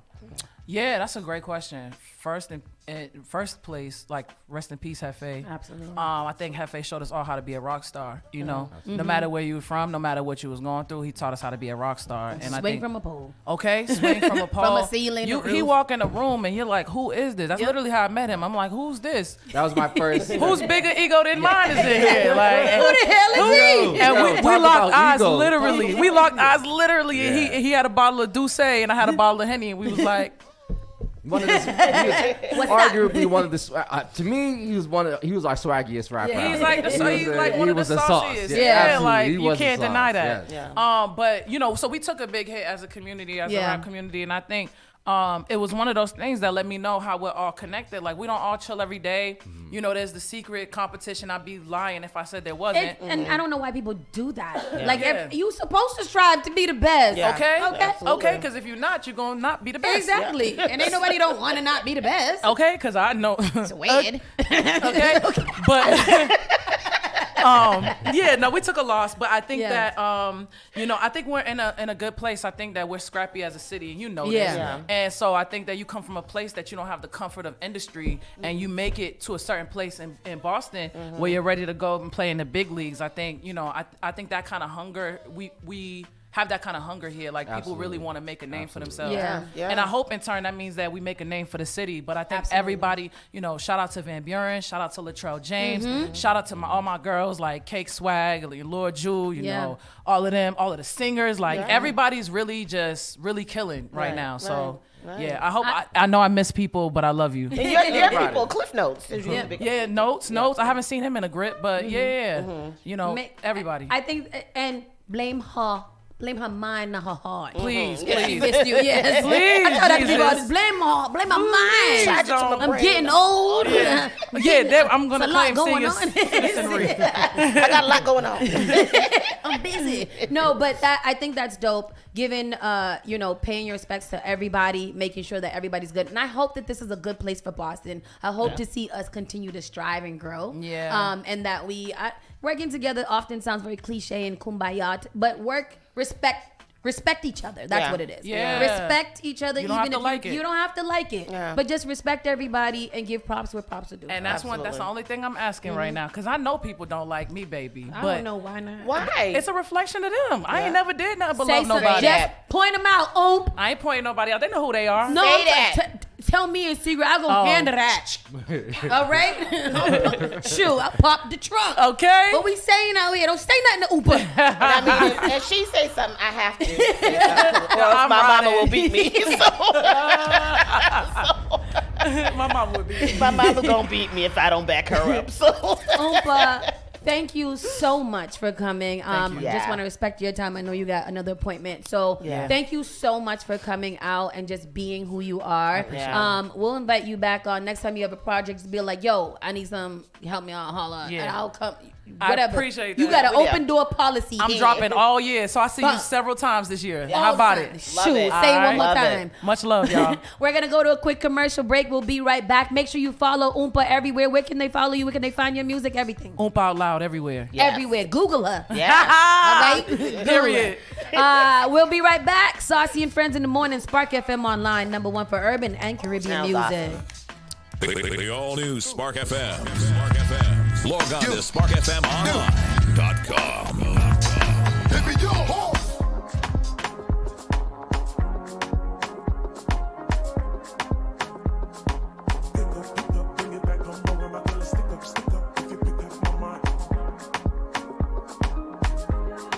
You tell me that I think too much. That's not fair, girl. I don't care. I've seen too much. You're giving me a reason. I'm starting to believe it. So if you keep it up, I won't think too much. I won't think too much. I won't think, I'll just try. Most these girls want something they can capture. I want something for this life and no one after. I sing glances, but you know I don't receive it. You keep telling me you know I don't believe it. You keep thinking that I know you from a past life. Why we need to miss a pussy, Hennessy, and chicken pad thai. Why X the problem? You know she ain't no problem, girl.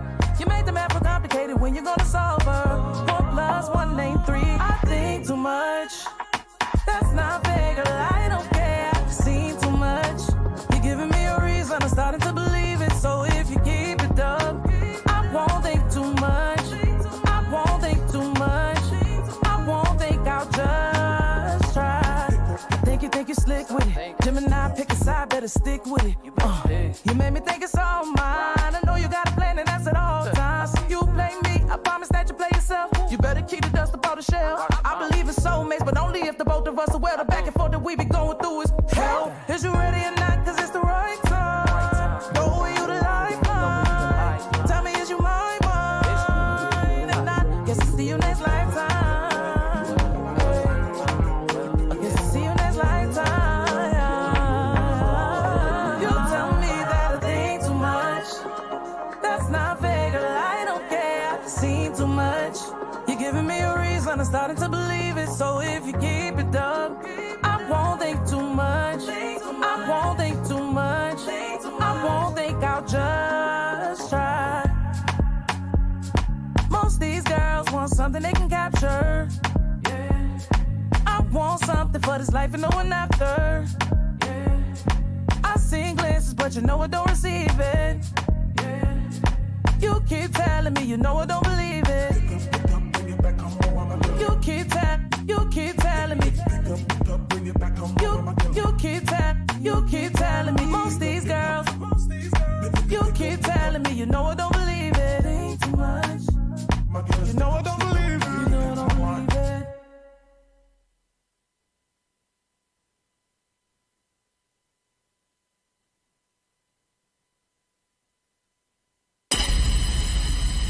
You're listening to Saucy and Friends in the Morning with Miss Hot Sauce, Miss Tony, and Rockstone Triz. Free water, so. What's that? I sound crazy. It's retail. Whoa. Light shining like this. Let's go. Let's go. Let's go.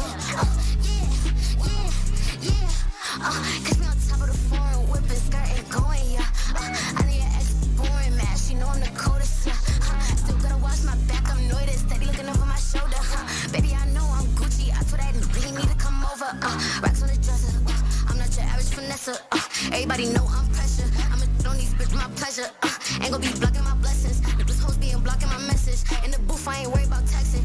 Good know they ain't on my level. I got hope, I ain't worried about niggas. I don't want no love. I walk in the spot getting love, duh. Everybody know what's up, duh. Everybody know I'm the one, duh. Be mad at the nigga, I don't want that nigga. I just want his funds, duh. No, I ain't covering that nigga. I'm that nigga, so watch how you come, duh. Celebrity status when I hit the city. You mad, you can't buzz in the city. Don't worry about who I in the city. You bitches get in the city. I'm booking shows, you don't know that I with the city. I'm running the city for show. You don't get slumped in my city, don't come to my city. You better be bringing the pole. Let's go. Let's go. Let's go.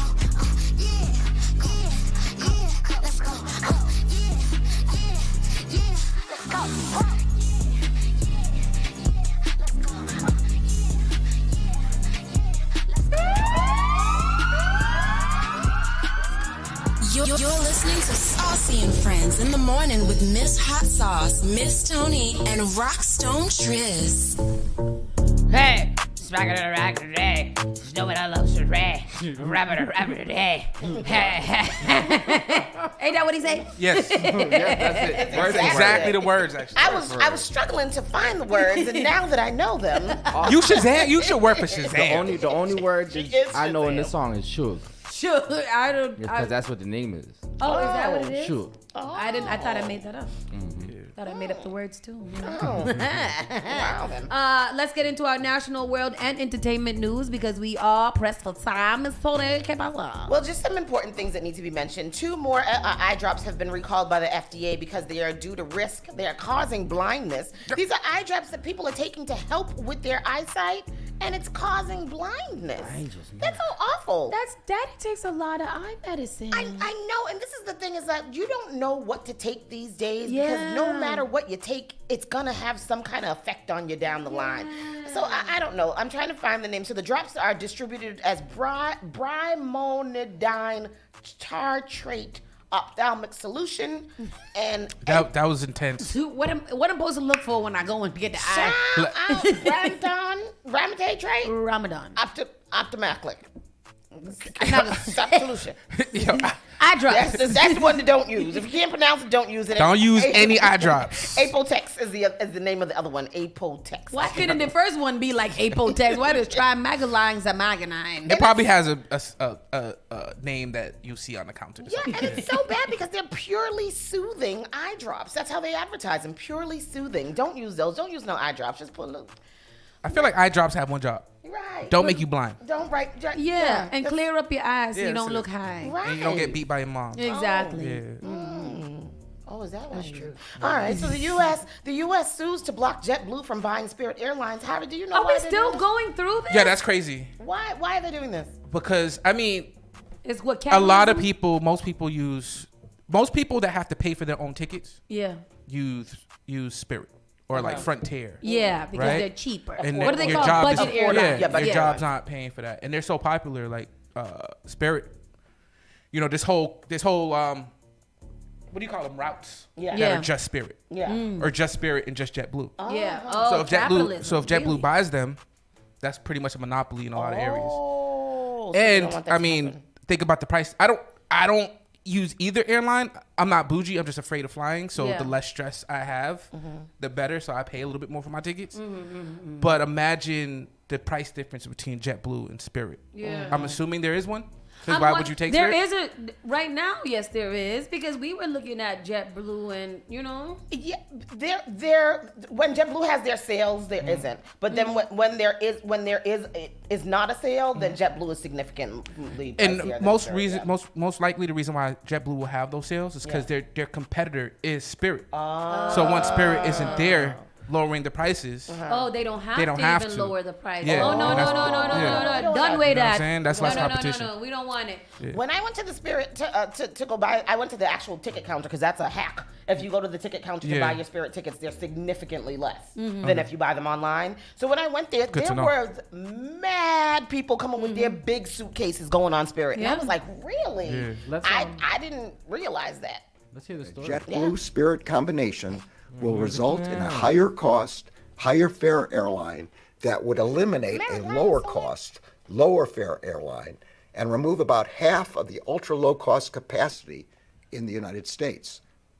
This proposed merger occurs against the backdrop of an already concentrated airline industry. 4 airlines, American, Delta, United, and Southwest, control close to 80% of the market. Wow.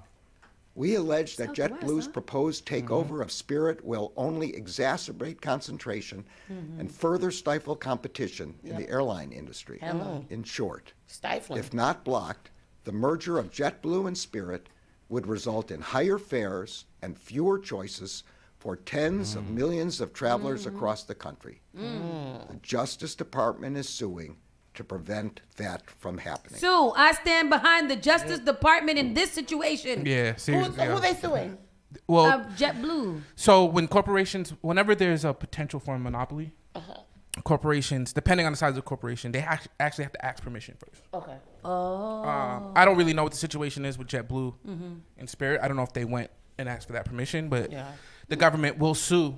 Because we've been talking about this for a long time. I thought first JetBlue wanted to buy it, then they didn't want to buy it. Then Spirit was like, you better buy us. And then Spirit was like, no, don't buy us. And now they was like, oh, no, they're going to go through with the buying. And now the U.S. is like, nah, y'all can't be buying. Exactly. Yeah, I mean, that's it's antitrust. That's where it falls into, like antitrust laws and stuff like that. That's exactly what happened. They was on the...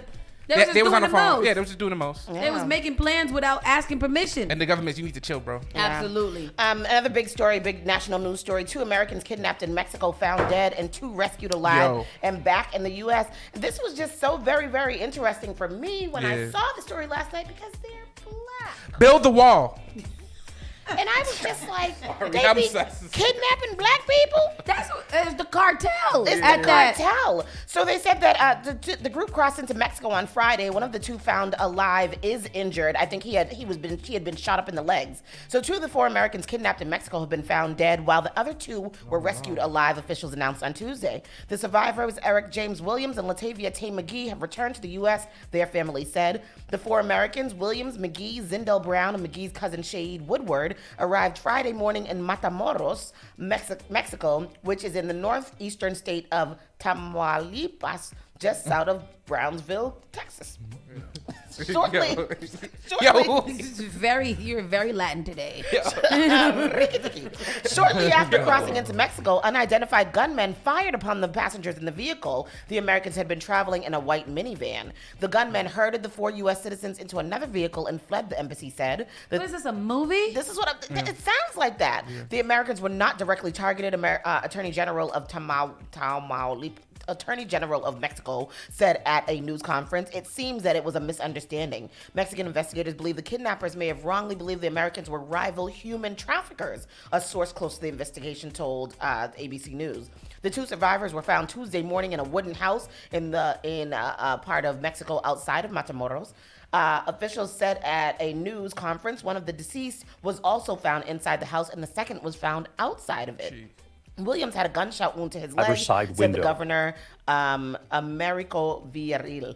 So the survivor, I heard that it was more that like his legs were shot up. Like I heard one wasn't injured. One of the survivors weren't injured. That's right? the girl. That was a girl, and then but the other guy was shot in the legs. They had gone up there to do cosmetic surgery. She went to get cosmetic surgery. The one who survived? The girl, yeah, and they were going with her. These are her people. Go on vacation type thing. They're from South Carolina. She was going to get surgery. So during the 3 days that they were held, the Americans were transferred to various places, including a clinic, in order to create confusion and avoid rescue efforts. One person has been arrested. The 24-year-old suspect was in charge of looking after the victims inside the house where they were found. One of the survivors, McGee, is a mother of 5 who travels from South Carolina to Mexico for a cosmetic medical procedure. Her mother said that she had to hold her heart. McGee spoke to her mother from a Texas hospital on Tuesday and told her mother that she had no major injuries. Williams, the second survivor, called his wife. It's just tears of joy. Michelle Williams said the FBI told her the husband had been shot twice in one leg and once in the other. So yeah, he underwent surgery in Texas for the wounds. The surviving victims were transported to wherever. I think they also brought the bodies back. This is still an ongoing criminal investigation. Of course, that's what they're saying. Go ahead, play it if you have anything. Zindel Brown killed during the kidnapping, their bodies now headed back to the U.S. Tonight, Mexican officials outlining the 3-day search that led authorities to a wooden house outside of Matamoros. They say the survivors and the dead were at the same location. According to her family, McGee traveled with others from Lake City, South Carolina to Mexico to get cosmetic surgery. When the four crossed into Matamoros on Friday, her family says armed gunmen in body armor chased them, opening fire on their white minivan. The gunmen then kidnapping the group. A Mexican bystander also killed. Mexican officials say it was a case of mistaken identity. A source close to the investigation telling ABC News that investigators believe the gunmen may have targeted the vehicle because they wrongly believed the group of Americans were rival human traffickers. So let's bring in Matt Rivers again tonight. Matt, we know this is an area filled with organized crime. The U.S. again warning Americans about traveling to this part of Mexico. Have authorities made any progress tonight in finding out who might be responsible for this? And David, officials not saying if organized crime was definitively involved here, but they have detained one person they say was acting as a lookout at the house where these kidnapping suspects were ultimately found. But really, this investigation just in its infancy right now. David, more arrests could be coming soon. All right. Matt Rivers leading us off from Mexico. Crazy thing about that, Matamoros means more killer. And you know, Hunter, we have the bread pudding. When you make the bread pudding, it's called matamorenos, and it's called, that's like kill black people. You real Spanish today. Yeah, I know. I just learned something today because I didn't know that. That's pretty. I don't wanna eat I'm not that going cake. to any town named that. I'm not eating no cake named that. Yeah, I'm also. The cake is delicious. When I'm gonna when, leave my Nana be making personal it, be opinions delicious. to the side here. Why? Go ahead. Because you know what? I get that you want to do cosmetic surgery. I get that you want to make yourself feel good and stuff like that. And I'm not blaming them for what happened. But I also, I do want people to be careful with not only where they go, but who they get to do this and all the things that are precautionary. Yeah. And it seems like a lot of the times that these people go to get cosmetic surgery and they're just going to wherever is cheaper without thinking about, like, if there's a warning to not go into these parts of Mexico, for what the hell do you think that you should be going to these parts of Mexico to also receive cosmetic surgery, which means that somebody has to cut your body open? Yeah. And then you actually end up being the only survivor and all of your friends get shot up and killed. Well, two survivors. The other one is shot up in the leg. Exactly. But yeah. Like, what do you, like, awful. how, like, after that, like, what's your brain doing? Like, you've just put your mental in such turmoil that you don't even want to do nothing no more. You don't want to do nothing. You probably don't even want to raise your kids no more. You got 5 of them. 5 of them. On a better note, today is being International Women's Day. Toni Morrison has been honored with a new stamp. The Nobel laureate Toni Morrison is now forever immortalized on a stamp honoring the prolific writer, editor, scholar, and mentor. So that is a new postage stamp that has been produced now in the honor of Toni Morrison. How long do the stamps be on? Is it forever stamps or is it like special edition? I don't know. I think they stay. These are the ones that you collect. Also, people still use stamps? I didn't know people still mail stuff. I know I know your mom does. My mom does a lot of things. Your mom definitely uses stamps. She writes out checks and mails them. She does that? Which is absolutely entertaining and interesting because I feel like little kids who find like a calculator and be like, oh, it's a cell phone, you know, like something like that, like just watching things happen. It's interesting. You know what? I need to start mailing stuff because my mailbox is so full right now. This is the problem with our generation. Yes. I don't check my mail. My mailman. I don't get mail. I click paperless for everything. I do too, so I don't know why you sending me mail. No, it's all the other stuff because our mailman literally hates us. Yeah? He hates us because we don't, that mailbox be so stuffed that you can get the envelopes out and be ripping up all the paper because that's how they stuff them in there. And I can feel y'all judging us right now on the internet, okay? Check y'all mailbox. I know it's full. I can't give my mailman eye contact. Because also, the mail ain't nothing but negativity. Yeah. It's all a bunch of freaking bills. Yesterday, Saucy and I spoke yesterday on Hack. I told her I get anxiety just opening emails. Yes. I'm like, oh. Yeah. Let's take a look real quick. Like sometimes, like I was telling, like sometimes I see emails and I know that this person is responding to me and I don't even open it because I just don't want to read it. Yeah. I just don't want to read the words. Yeah. So I don't want to say the number out loud, but check out my Gmail. Say the number out loud, son. Check the Gmail number. Tell us what it says. 11,000. Oh, 8,000. Wait, that's one of them.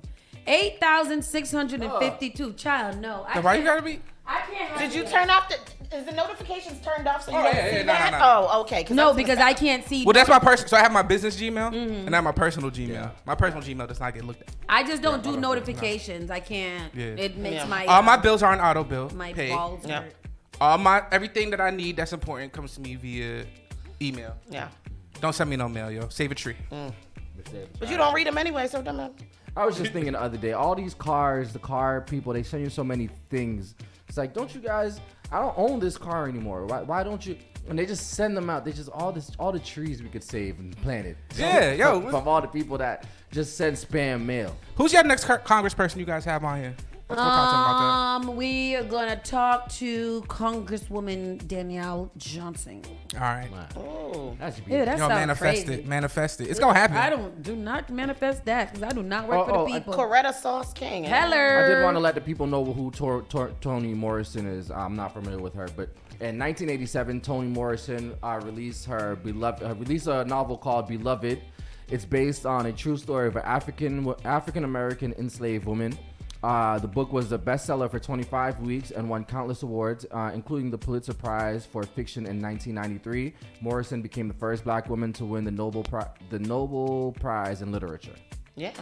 Big up. You the only person I know of that don't know. I don't know Toni her. I've Morrison never is. heard of her. You never watched Beloved? That is What's crazy. that? Don't watch it. That's the most traumatic. She wrote everything. It's traumatic. She wrote everything. Toni Morrison. The Bluest Eyes. Yeah. Jazz. She's probably one of the most prolific black the writers. Bluest Eye. I don't know any of these. Have you ever taken like an African American literature class at any and most people haven't, and I'm not surprised you don't like. That's part of the. I Most learned people about don't her know. in Belmont High School. Me too. Well, all right, let's talk about that real quick. She went to Marblehead. Why would I know never. about that? Why would I know about that in Marblehead? Why? Because that's a good question. Because if you little black ass was in Marblehead, they was gonna make sure that you knew about who Toni Morrison was. No, Yeah. we didn't get no black nothing in Marblehead. Oh, that's what crazy. I'm talking about. They should shut that Metco That's program why I down. failed out of that goddamn school. Oh, That's why I failed all the time. Belmont taught me all the things I know about Well, black kids. my point would have been like you went to Belmont, which is a predominantly white school, and you know about Toni Morrison, and there's probably a lot of black kids that go to schools that out here that don't know, which is kind of crazy. It's crazy. Interesting. I'm sorry that y'all have to go through I that. was one of 2 black men in my grade.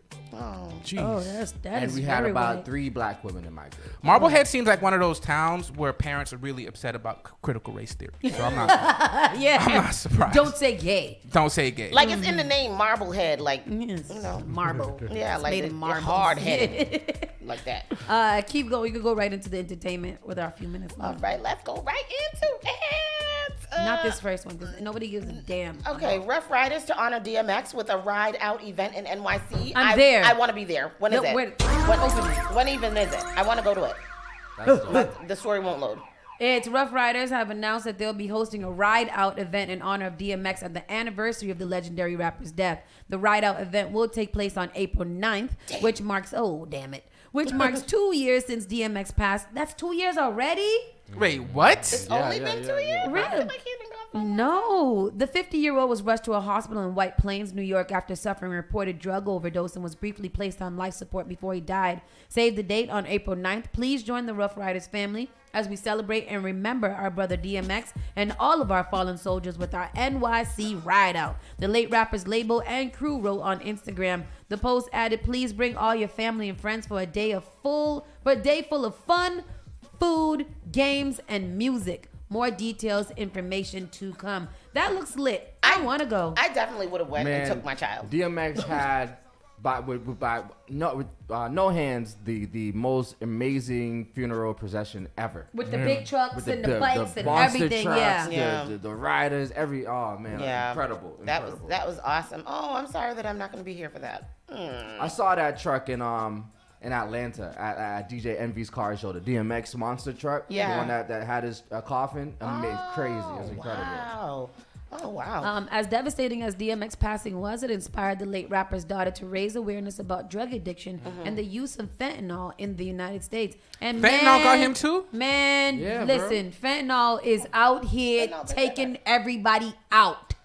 Everybody. Because everything is laced with fentanyl. Yep. Y'all want to go to New York next couple of weeks? We're not gonna be here. We ain't gonna be no. He's y'all gonna be on the Uber. So good. Oh, yo. How you want to go out there? Where?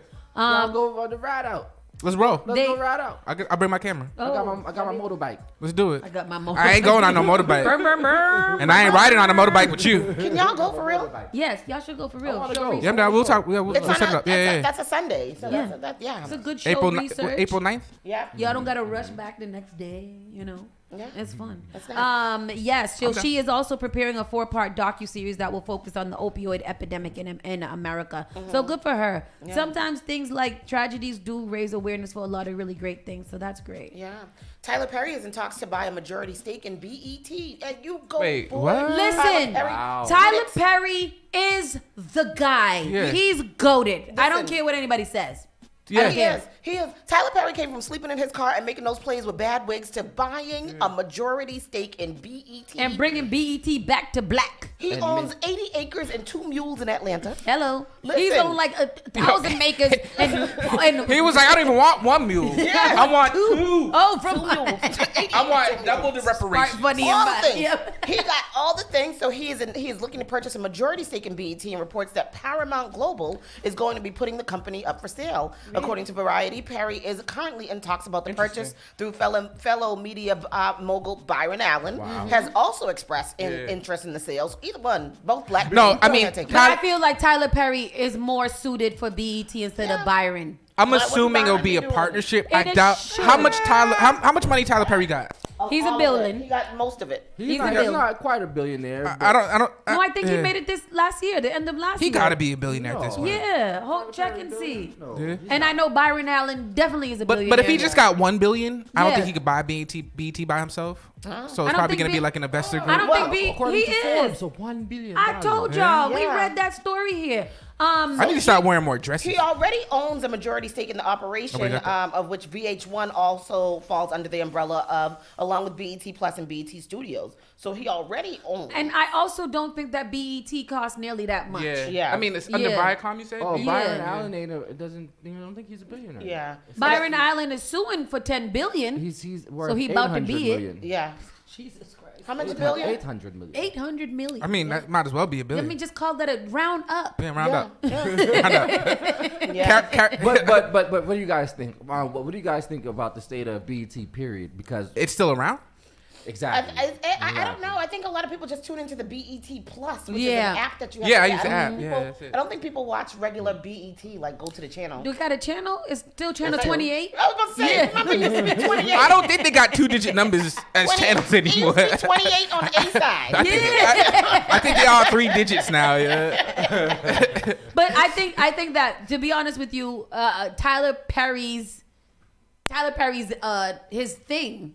I think it Yeah. works very well with BET Yeah. and bringing black films Yeah, and yeah, movies. absolutely. Oh, It's yeah. already what he's doing. I feel like most of the Yeah. stuff on the BET app is Tyler Perry. Exactly. It is. Yeah. It is. Yeah. It is. So Yeah. that does make sense. And it says that he has a good relationship with BET already, so Yeah. that gives him an advantage over Byron Allen, which is good. For either one of them to own a majority stake, I would be satisfied with it. I mean, look, Michael Jackson's nephew Taj thanks Will Smith for slapping Chris Rock. Thanks him? Thanks him. Well, you know, Taj is a mess.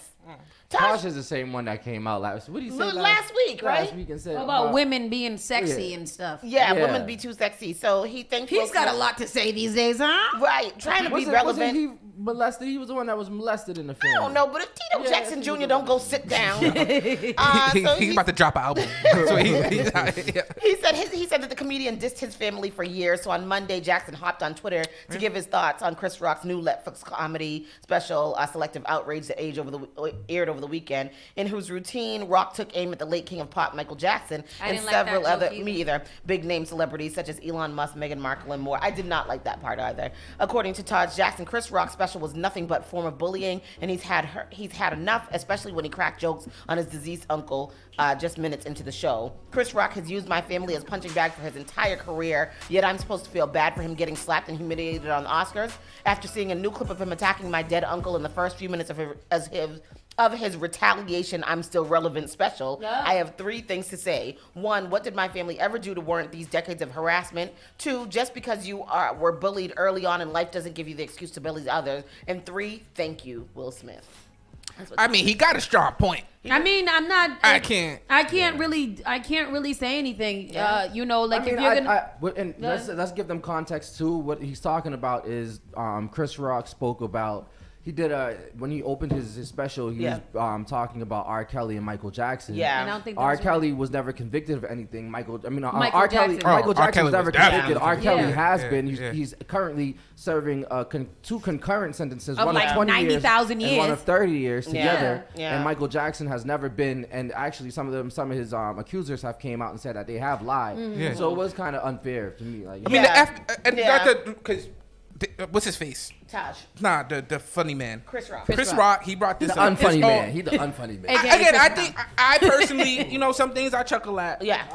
But let's bring up the whole Michael Jackson thing. He should never be put in the same sentence as R. Kelly. Right. 1, the FBI investigated him. Yeah. Mm-hmm. And the FBI don't care if you were a celebrity or nothing. Yeah. Look at Weinstein, all these people. Mm-hmm. Right? And they gonna find nothing. If the FBI doesn't find nothing on you, trust me, you good. Yeah. And then, it's called selective outrage. So he was saying how people are mad at R. Kelly, but not mad at Michael Jackson. They listen to R. Kelly. Yeah. They won't listen to R. Kelly. Wait, but that was his point? That was his point. Yeah, and I don't. But it's like 2 different things though. I feel like in that comedy special, Chris had a lot of selective outrage too. He did. Yeah. He did. Yeah. I mean, even when the way he ended it, like you could see all the anger. It was emotional. It was very, Chris, nobody, a lot of people, Chris says he's super corny. Wait, now everyone don't feel bad about Chris Rock getting slapped. I don't think a lot of people felt bad about Chris Rock getting slapped in the first place. No. I've been on a record saying I don't care. Yeah, I think that a lot of people just didn't care. Like, it wasn't that deep. Yeah. Like, oh my God, it's the most tragic thing I've ever seen on live TV. No, it wasn't. The man got slapped. Me. I didn't get slapped. Yeah, like what? Wasn't my wife you were talking about? On to the next one. Boozy says he makes up to $40,000 per episode for doing interviews. And our producer said now it makes sense. While he's always doing interviews, think about it. You always see him in the chair rant about something to somebody. And don't nobody record as many interviews as him. And that's true because Boozy Badaz is always everywhere saying something about something. Well, he got new music out, don't he? Didn't we talk about Color Your Lives, Spark FM? I just wanted to say a lot of people did feel some type of way about Chris Rock getting slapped. But since I moved on to Bootsy, that's interesting. Let me listen. A lot of people cared and a lot of people didn't care. Yeah. So like I think it was well deserved. I think people said stuff about it because it was put out there for people to say something about. And I think it was a surprise slap that nobody expected from Will Smith. Right. So I think that's why people cared because it just seemed like the man didn't know that it was coming to him. For me, it's like when you're in school and that one kid that talks all the trash gets smacked. Yeah, you're like, oh snap, and you talk about it. Damn, you didn't have to hit him like that, but okay. Oh, well, he deserved it. Whatever. Next question. Yeah.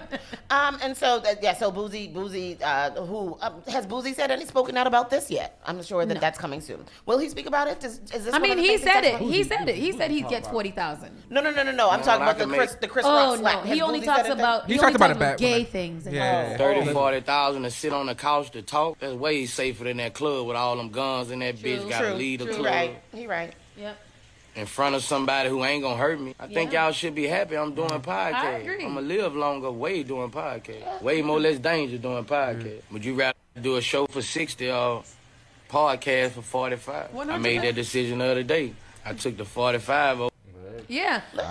That's a smart business move. All I gotta do is show up, sit down on the couch, y'all gonna feed me, drink me up, and I gotta just say my opinion for $40,000. And honestly, like the people that he like Vlad and all these people, they got the money and he generates. I be watching some Boozy interviews. I don't agree with. I think they're most very of the entertaining. Stuff he's saying, but they're entertaining. He's very. For me, he's very genuine. Yeah. So I rock with him. He tells his truth. This is gonna be big for Millie's. And then this last story, big for Boston, big for Millie's. Millie's flips Eminem's stand on a new song called "We Cleared the Sample." I like the fact that he called it "We Cleared the Sample." I love it too. I think that's so super creative. So Millie's, of course, is a local Boston rapper that is very, very well known, Cambridge. Boston. Boston. Yeah. Millie's has flipped Eminem's legendary song "Stand" on a new song and saluted Slim Shady for clearing the sample. Till I don't feel no pain. Even when my life's a brighter, I still feel the rain. Even if I didn't always straight, I put this pistol on my waist. If your mind needs me, I could die tonight. Die tonight. I mean, he's got a lot of tattoos, and that's what I noticed. I just love it. Any local artist that's doing something dope, I'm with it. And he's clearing everything. He's clearing the GE. That's gonna be big for the emo rappers. Yeah. And people. The Massachusetts rapper took to Instagram to give fans a first listen of the forthcoming song, which fans find him crooning over Stan's signature melody. Oh my God, we cleared the Stan sample, dropping 3-9 salute to the goat emoji, to the goat emoji Millie's wrote on Instagram. He added in the comment section, I shot a video to it just to put on YouTube. Never thought we'd get it cleared. Anything's possible. Blanco 64723, referencing the release date of his next album. Good for Millie's. That's awesome. For him. Yeah. I'm glad to see him doing great too. And like Oompa said just now, like hopefully things like this, these people doing great things like Oompa and Millie's and Bia and all of the other local artists will open up, for the city. I feel like it's happening. Like there's so many like this. It's if you're around the right people, and I know you guys are. There's so much buzz happening. Like every Brockton, Lowell, Cambridge, obviously Boston. Like it's like gonna happen. Oompa said too. I feel like people have. I don't know if she said this, but I feel like people have something to prove and that they're ready to go. Like we've been we've been suppressed for a long time here in Boston with our art and talent, and I do feel like we have a lot of talent here, and it's just not being overshadowed by everything else that Massachusetts has going on. True. So I'm excited about him. I'm excited to just know that he is around and he's out here doing it for little Massachusetts. Yeah. Shout out. And that is our entertainment news. That's a wrap up. And that is what we got for y'all today. Yes. Thank you guys all for coming today. Thank you for enjoying your time with us. It is Wednesday. Did Mike Nice tell us what today was? Hey, Charleston White is my guy. Ain't no that. Nah. Yo, White what? Is my guy. What? Everything. I used to say that. What? He's my guy. Did you hear what he said about Warm It Up Wednesday? Thank you, Mike Nice. Go ahead. Did you hear what he said about that dude's daughter? Who? What dude? Who's Charleston White? Charleston White is like a comedian / troll. He's a troll. From the South. Yes, from Texas. And he's fearless. Basically, he started. Oh, it came for Jay Prince over. He started working with youth, adolescent youth that have been in the jail system and whatnot. Now he's going around. He has a strange way of preaching, but. It's preaching like for the Jesus? No, preaching, just trying to educate people and stuff like that. But he says some very triggering things to a lot of rappers, and the way he says it, the way he phrases his words is very interesting to say the least. But somebody call him Rat Williams. Yeah. Well, that's what he's a proud informant. He's a proud informant. He's a proud. I'm working with the cops. I'm gonna go be inside the court. I'm gonna tell everybody. Okay, so what he's again? I forgot the name of the rapper. He has a podcast. Got T.I.? Not T.I. Say Cheese. I know he's been talking about T.I. lately. Not T.I. Say Cheese. They were like in a barbershop. Not Say Cheese. Oh, Math Hoffa. Math Hoffa. Yeah. So him and Math Hoffa had beef, and so. Math Hoffa used to be a rapper. Go ahead. So Charleston White, him and Charleston White had some problems. So Charleston White doing what he did was on the phone talking about how he's gonna do all this stuff to his 6-year-old daughter. Oh. He was like, yo, all the New York rappers that died, I'm happy. He was like, F Christopher Wallace's mom, like some real crazy. So wow. And that's it. He's shock value. He is Chris. I mean, what's his name again? Charleston White. Yeah. His shock value is crazy. He always says something crazy that's gonna, but I don't take all that serious. Watch that and see. Well, yeah, this was recent. Watch that and we'll watch that and follow back. I will. I'm gonna look at it. Yeah, that was 2 days ago. But this Charleston White and Math Hoffa. Yeah, it was pretty bad, yo. Okay. But other than that, Charleston White, he tends to like he tends to express like the anger that a lot of us feel. So like living in the hood or whatever, living in the city, we kind of like big up the gangster mentality. Right? And he's kind of the opposite of that. He's like, yo, I'm not afraid of none of these dudes. If they do anything to anybody I love, I'm snitching, blah, blah, blah, blah, blah. But he took it a little too far with that math officer stuff. He made Soulja Boy a couple of months ago. He made him? He maced him. Oh, he made Soulja Boy. Yeah, he walks around with mace. Oh, he got mad guns. He got scared. Yeah. Well, that's what Chris said, is that he messed with the police too much, and that's why Uzi won't go and talk to him. Yeah. Interesting. Well, we might be hearing from them later at some point in general. So keep it locked right here. And we got lots of surprises here for you on this morning show. So keep it locked. And we'll see you guys tomorrow. Yeah. Check baby 1, 2, 3, 4. Y'all enjoy the rest of y'all Women's Day now. Yes, sir. Go do something nice for your women in your life, or just do something nice for yourself if you are one of them. Amen. Yes. Hello. Bye. Spark FM Online.